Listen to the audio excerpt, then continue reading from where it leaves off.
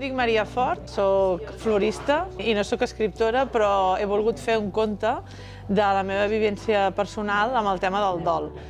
I el conte no podia ser d'una altra manera que amb il·lustracions amb molt de color i amb alegria, perquè el tema ja és prou trist i li volia donar un caire, una mica que quan el llegeixis també somriguis. Tracta d'una nena que es diu Ia, que sóc jo, i està en el terrat de casa seva esperant un senyal. Perquè la seva mare, i això és real, la meva mare quan va morir em va dir que em faria una senyal i jo sempre estava esperant aquest senyal. I la nena està al terrat i espera una senyal i li arriba un mapa. I aquest mapa l'obre i és el mapa dels records, que és el títol del conte. En aquest mapa van recorregent records personals i després, al final del conte, descobreixen quina era el senyal. Per descobrir-lo l'heu de comprar i llegir-lo. I bàsicament el conte va parlant de records personals, però són records que tu tens amb la persona que has perdut, que té tota la gent, no? Els Nadals, el dia de l'aniversari, doncs la persona que troba faltant alguna persona que ha perdut, doncs s'hi pot veure reflexat.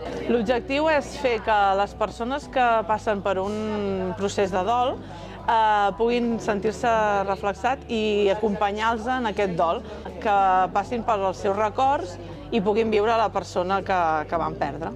Les il·lustracions els ha fet una amiga meva que es diu Sandra Maruny, que els ha fet així amb molt de color. La part més important és el principi del conte, que és quan la nena està esperant el senyal que li arribi del món màgic, no?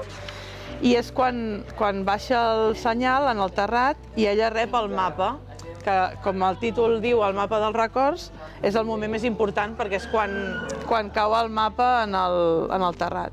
Llavors l'obre i aquí troba on ha d'anar recorregent els records.